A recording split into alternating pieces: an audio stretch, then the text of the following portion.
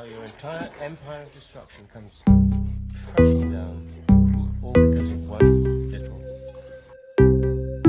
cherry.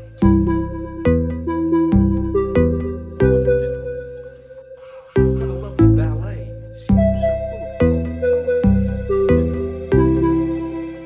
Hi, now that I have finished a few books in January, I'm super excited for this video. It is my 2021 Read Books Keep or Toss video. This is the video where I go through every book on my read shelf, all 95 books that I read in 2021, and decide whether they go on my proper bookshelves or if they get tossed. And by tossed, of course, I mean donated to either a library, a little free library, or book sale, or something like that. I would never throw out books, obviously, but they're getting tossed out of my life. I keep all my read books for the year on one shelf, and this year actually it's two shelves. So we have some toys behind me, and then we have some art books underneath. We have some favorite comic series up top, but this year I also had to take up part of this top shelf to store my read books, all the books that I read in 2021, and I also have my DNFs on the side here. So I think first things first, let's take away those DNFs. My DNFs will stay on that shelf once I've taken all the books that I've read off of it so that I can go through and finish them. There are a couple of DNFs on this shelf that I might not be finishing this year, but there are others that I most definitely will be finishing. And if you look back at my January TBR ASMR, some of those DNFs are on that. I also read about 15 to 20 audiobooks this year, so those are not contained on this shelf, and I read maybe 6 or 7 graphic novels online. One book I lent to a friend and he read it and then left it on a train by accident, but neither of us liked that book. So hopefully someone who found that book on the train is happy to have had it, and it would have been an unhaul for me anyway. When I put my books on my read shelf, they are in no particular order. I'm just going to take books off as they come and try to decide whether to keep or toss them.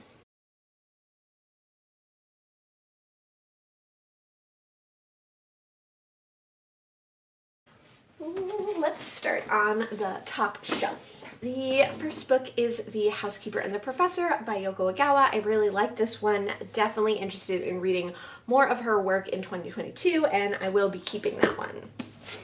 I buddy read All the Birds Singing by Evie Wyld with Michelle Lexie, and I ended up, even though this was a tough read, really liking it. I'm super interested to read more Evie Wyld, and I'll be keeping this one.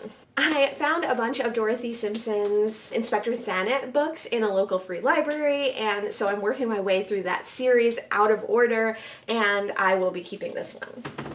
Now we come to the first book that I will be tossing in this video, and that is The Woman in Cabin 10. This made my worst of list this year, and I didn't like it.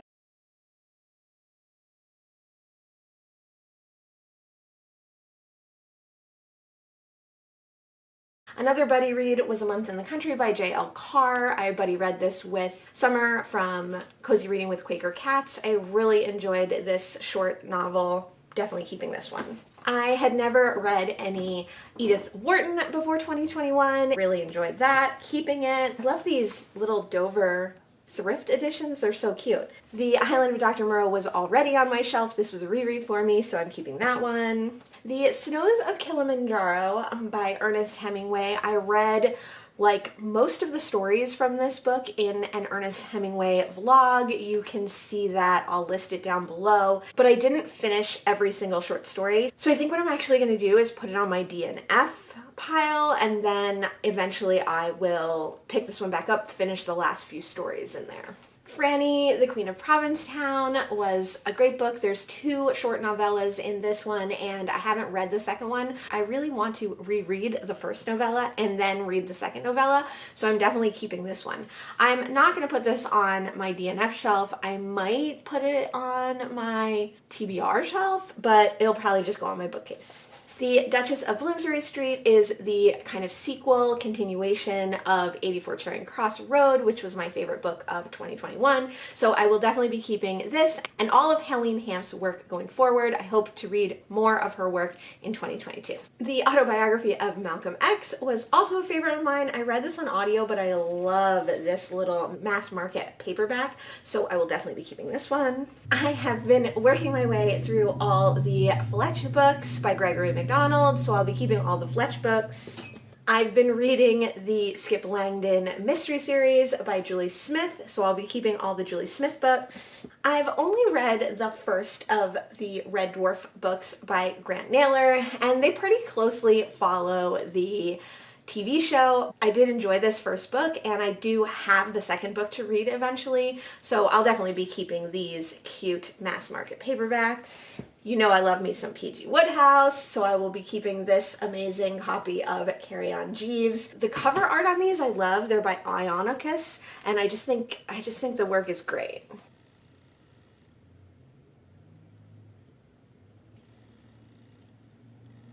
I really love the artwork on these, and I love these mass market paperbacks. Definitely keeping that one.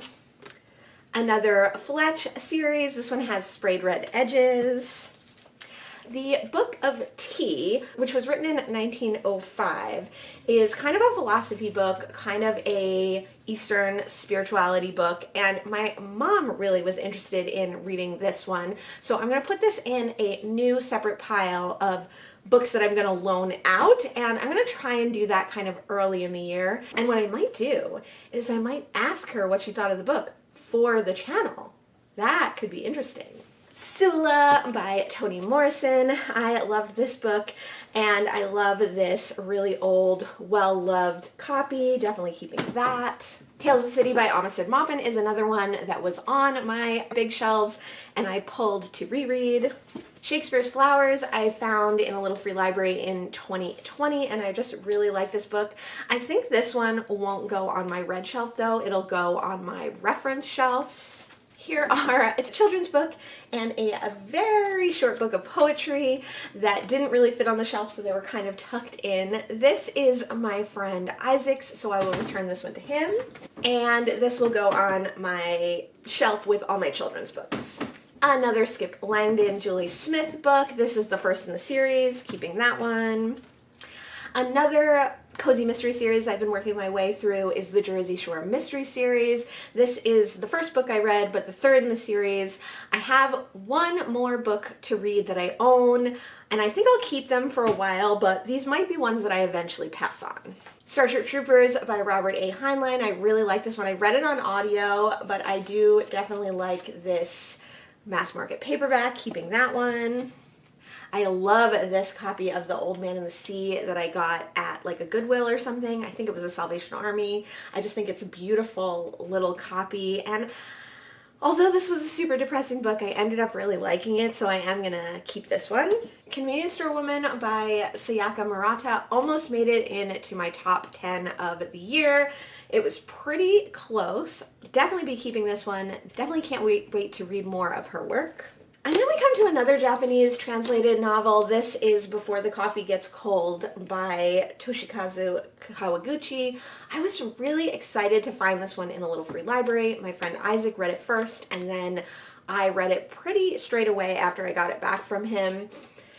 And I didn't love it as much as I had hoped I would love it. I do love this little edition. It's so cute. But I don't think I'll ever be rereading this one, and I think if I kept it, I would be keeping it for like booktube status, not for actual book enjoyment. So this is going to be the first one that goes on a maybe pile. Cover Her Face by P.D. James was one of the first P.D. James novels I read this year. I love P.D. James. I love her mystery series.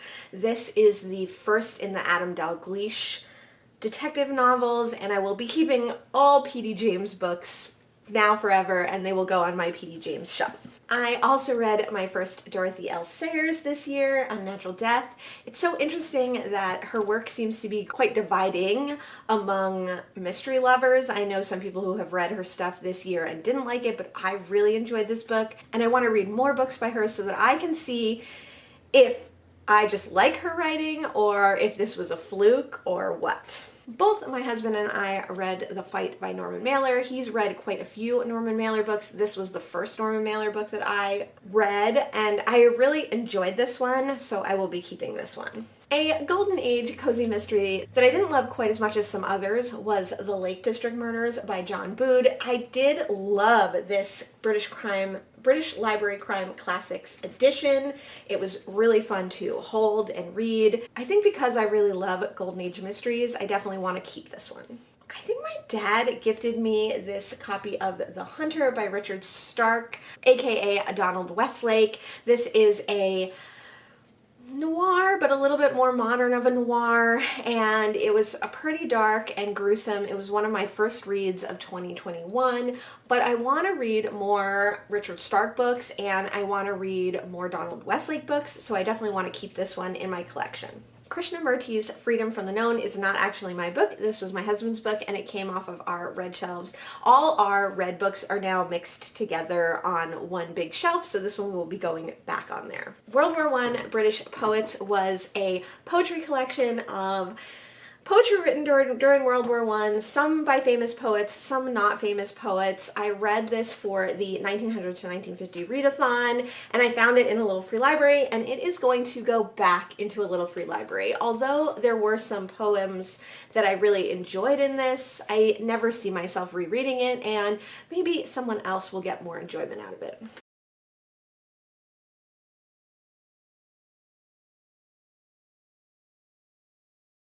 We'll do some hardcovers just to mix it up. The Seven Husbands of Evelyn Hua by Taylor Jenkins Reid I found in a little free library, and I didn't really think I would like this. It's a very hyped booktube book, but I actually really enjoyed it, and I plan to read more Taylor Jenkins Reid in the future, and I definitely plan to keep this copy. Hunger Makes Me a Modern Girl by Carrie Brownstein was given to me by my friend Noah. This is a memoir from one of the members of Sleater-Kinney, kind of about the band and about her early childhood, about her being queer and her thoughts on different things. Although I didn't think it was an amazing memoir, I did really appreciate reading it, and I'm going to keep this in my collection for a little while.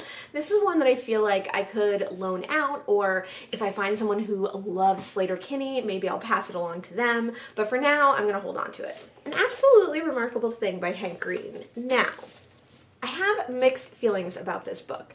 I enjoyed my time with it. I enjoyed the reading process, but there were a lot of flaws in this book and a lot of things that I had problems with. I do really want to read the next book in the series, but do I see myself rereading this before I read that? I feel like I would just read a synopsis or something and not necessarily reread this whole book. This is going to go in the maybe pile. Sharp Teeth by Toby Barlow is a novel written in verse about werewolves, and I had this in my basement box books. I enjoyed this one. I don't know if I really see myself rereading it, but I think for now I'm going to keep it in my collection. The Water Cure by Sophie Mcintosh was on my 20 books I found out about in 2020 that I want to read in 2021 that I actually read, and I really liked this weird, unsettling novel. Definitely going to keep this one. The Baron in the Trees by Italia Calvino is a historical fiction and a Italian modern classic. It's told almost in fable style or fairy tale style. This one was a fluke. I had heard about it on BookTube. I was super interested in it, and then I happened to find it at my local used bookstore for like $5, so I purchased it. I'm gonna keep this one. I could see myself going back and rereading this, and I definitely want to try some more Italia Calvino novels because he seems like he was a really interesting modern classicist of Italy. Woodswoman by Anne Labastille was one of the first books that I read in 2021, and this copy was given to me by my mother. It's a great old copy. It has like photos throughout. This is a nonfiction about Anne LaBastille and how she moves to the Adirondack Mountains, builds her own cabin, and lives a self-sufficient lifestyle. Those are some of my favorite things to read, so of course I am going to keep this one. Now that we're about a little more than halfway through, how many books do you think I'm going to end up tossing? At the start of this, I was gonna say like 15, but since I only have 2 in my pile so far, I think it's gonna be more like 8. Let's guess here. Write your guess in the comments below, and then let's check back at the end to see how many I actually get rid of. 2021 was such a great year for finding new authors that I really like, and one of those was Colson Whitehead. I only read The Nickel Boys by him, but I really liked it, and it made my honorable mentions for top 10 of the year. I will be keeping this. I have accumulated quite a few of his other books, so I really want to dive in and read more of his work. 84 Charing Cross Road was my favorite book of 2021, definitely keeping this one. Passing was also on that top 10 list, definitely keeping this by Nella Larson. I have Quicksand by her that I want to try and get to in 2022. The Fire Next Time by James Baldwin, amazing, amazing nonfiction. I can't wait to reread this one, definitely keeping it. A Death in Vienna by Frank Tallis. Is this the first in the series? Yeah, this is the first in a series about a psychiatrist and a Viennese police detective. I enjoyed this book. I didn't love it. I thought it was good, and if I happen to find more in this series, I'll pick them up and I'll read them, but I'm not going to look for them or seek them out. I'm going to put this in my loan out pile because I want my father to read this. So next time I see my dad, I'm going to loan it to him and have him read it, and maybe I will check back in with you and find out what he thought about it. The Loved One by Evelyn Hua was my first Evelyn Hua. I loved this book. It was satirical and dark and gruesome, but also I just really enjoyed the humor in this book, and it's got sprayed edges and it's got someone's name on it from school, and I'm definitely keeping this. Bram Stoker's Dracula is another one that we already had on our red shelf because it was a reread, so it will be going back on the shelf. I finally read And Then There Were None by Agatha Christie. I did read this one on audio, but right before I read it, I found this amazing mass market paperback.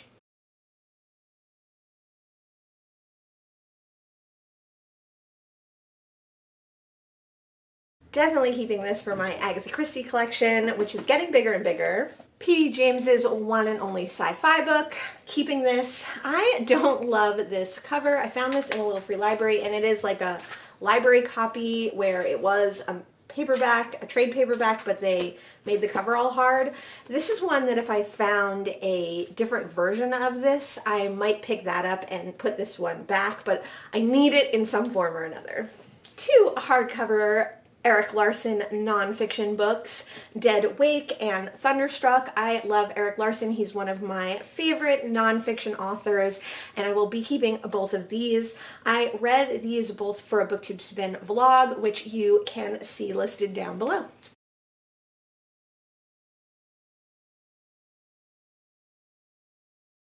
I found Binti by Nnedi Okorafor in a little free library in Lambertville, New Jersey. I really liked this Afrofuturism short novella.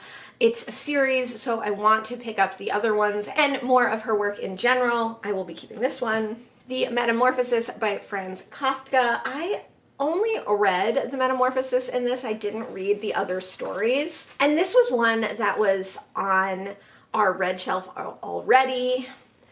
I don't think I'm going to get the urge to read more Kafka in 2022, but if I do, I'm just going to put it on my red shelf and I'll be able to pick it back up. Japanese fairy tales. This one is very cute, another Dover thrift edition. I don't think I'm going to keep this one though. I think I'm going to pass it on. This is a good like kind of starter to get into Japanese fairy tales. It is like a children's book and it is very simple writing, but I think I would like to look for some Japanese fairy tales that are a little bit more in depth, translations that are a little bit closer to the original text, and this would be a really good jumping off point for someone, so I think someone would be really happy to find this in a little free library, so that's going to go in the toss pile.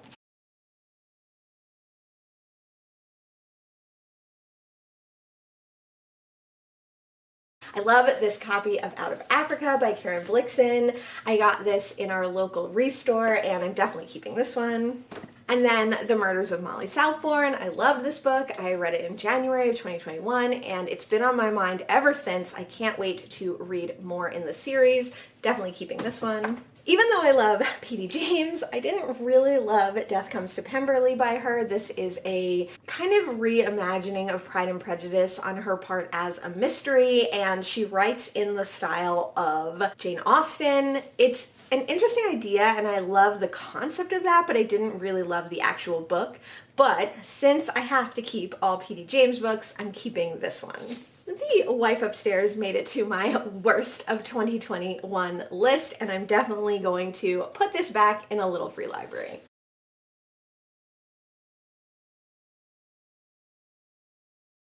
The Society of S by Susan Hubbard came from my basement box books. I don't know where I got it. I've had it for a long time. It is a young adult vampire novel, and I think that someone else would really appreciate finding this in a little free library. All the graphic novels that I read this year are kind of lumped together. We have Why the Last Man by Brian K. Vaughan and Pia Guerrera. These all came off my already read shelf and they're all going back on those shelves. We have Hellboy by Mike Mignola. We have The Umbrella Academy by Gerard Way and Gabrielle Ba. And we have Batman The Long Halloween by Jeff Loeb and Tim Sale. Like I said, these were all already on our shelves and they're all going back there. The Leave the World Behind by Rumen Alam is a weird, frightening, disturbing book. I enjoyed it quite a bit. I had some issues with it too, but I'm going to be keeping this one and looking out for more Rumen Alam books. Well Met was, I think, my favorite contemporary romance that I read this year. It was just very sweet and nice, but I hate this cover. I really like finding Book of the Month books in little free libraries or at book sales. This cover is like the worst. Although I really want to read the sequels to this, I don't see myself rereading this one either, even though I liked it. So I think this one is gonna go back to a little free library. I found Dawn by Octavia Butler in a little free library, and I really, really enjoyed this thought-provoking book. It is the start of the series. I will keep my eye out for the rest of the series, but I just want to read all Octavia Butler books, so definitely keeping Dawn. And then we have the last in the series of the Adam Dalgliesh novels by P.D. James, and of course I will be keeping this. I read Verity by Colleen Hoover on audio, but I had this physical copy as well, and I didn't like it, so I'm going to send it back.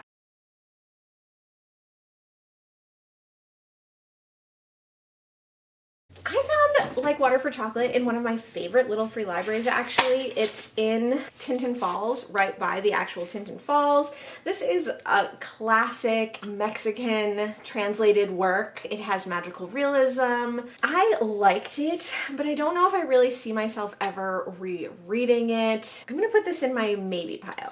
Another children's book, Each Peach Pear Plum, that I love. I remember reading this as a kid, and I will be keeping it on my shelf where I keep all my children's books. And then we are down to the last three. We have The Sounds of Waves by Yukio Mishima. This was in my basement box books, and this copy is quite old. It's a little bit discolored, it's a little bit moldy, but I really enjoyed this book. Another modern classic from a different country than America or England. This was originally written in Japanese. I definitely plan to look out for more Mishima books. Really enjoyed his writing style. Dead Man's Float is the first in the Jersey Shore Mysteries series, so I will be keeping this and reading the last book that I have in the series. There are a few more after that, but I don't know if I'll be getting them. And last but not least, we have The Pearl and the Red Pony by John Steinbeck. I read The Red Pony for a BookTube Spin reading blog. You can check that out down below. I didn't read The Pearl. I started to and I DNF'd it. Even though this came off of my already read shelf and my Steinbeck collection, I'm going to go ahead and put it back on my DNF shelf. Oh my gosh! I don't know why I thought I was going to be getting rid of so many more books this year. I read so many books, but it looks like I only am going to be tossing 1, 2, 3, 4, 5, 6, 7 books for sure that I know are going back to little free libraries or getting donated.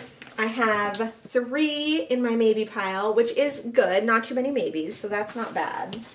And I have 3 in my returning / loaning out pile, which means that the majority of these books, you can't see the huge stacks over here, have to fit on my red shelves, which are already full to overflowing. You may or may not know that March is my TBR month. That is the time when I reorganize my red shelves. It's when I reorganize my TBR shelves. It's when I go through all my TBR books and see if I can get rid of some of them or if I need to do triad chapters or things like that. So I don't know where I'm going to put all these before March, but they're not going to fit on my red shelves until I do that reorganization.